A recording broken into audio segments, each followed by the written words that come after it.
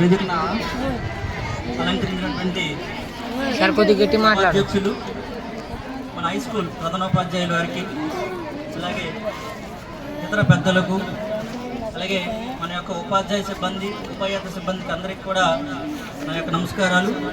అలాగే ఈ సమావేశానికి హాజరైనటువంటి తల్లిదండ్రులందరికీ కూడా ప్రత్యేకమైన నమస్కారాలు సార్. అయితే మీకు ఒక చిన్న స్టోరీ చెప్పాలి. నేను 32 సంవత్సరాల క్రితం ఇక్కడే చదువుకున్నాను. పూర్వ విద్యార్థి అన్నమాట.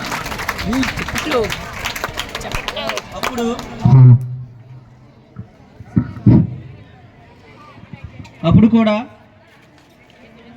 చాలామంది పిల్లలు ఉండేవారు.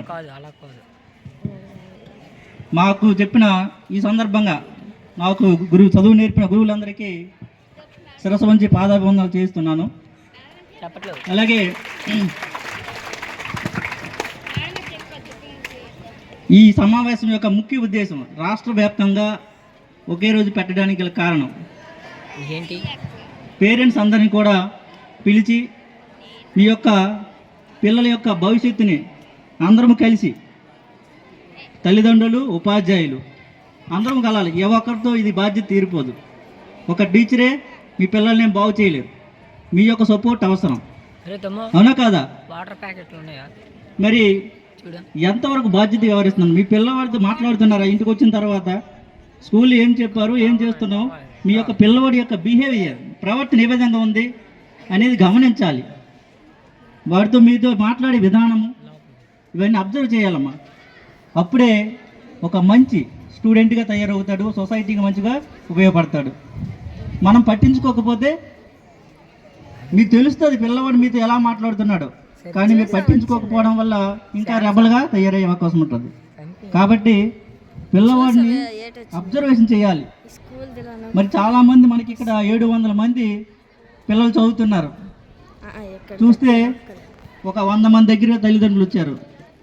మీకు ప్రత్యేకమైన అభినందనలు. ఎందుకంటే సమయాన్ని కేటాయించి మీ పిల్లల కోసం వచ్చారు. మరి మిగతా వాళ్ళు కూడా అలా రావాలి. ఎందుకు ఆ నిర్లక్ష్యం ఉందో మరి నాకు అర్థం అవ్వట్లేదు. మీ యొక్క పిల్లవాడి భవిష్యత్తుని తీర్చిదిద్దే ఆలయం ఇది. మీరు ప్రతి గుడికి వెళ్ళడం కాదు, ఇక్కడికి రావాలమ్మా. మీ యొక్క పిల్లవాడి యొక్క భవిష్యత్తు ఇక్కడ నిర్మితం అవుతుంది. కాబట్టి ఇక్కడికి వచ్చి టీచర్తో మాట్లాడాలి.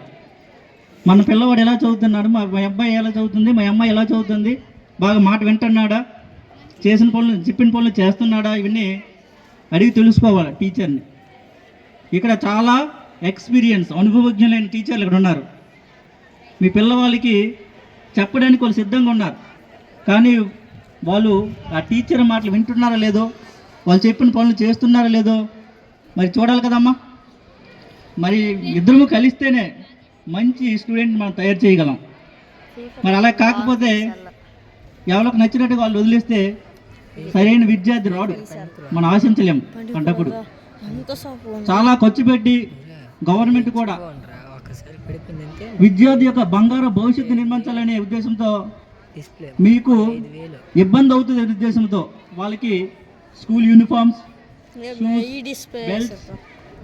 మళ్ళీ మీకు ఒక తల్లికి వందనం, అమ్మ మీద గౌరవంతో తల్లికి వందనం పేరుతో 15,000 రూపాయలు మీ అకౌంట్లో వేస్తుంది. మరి అలాంటప్పుడు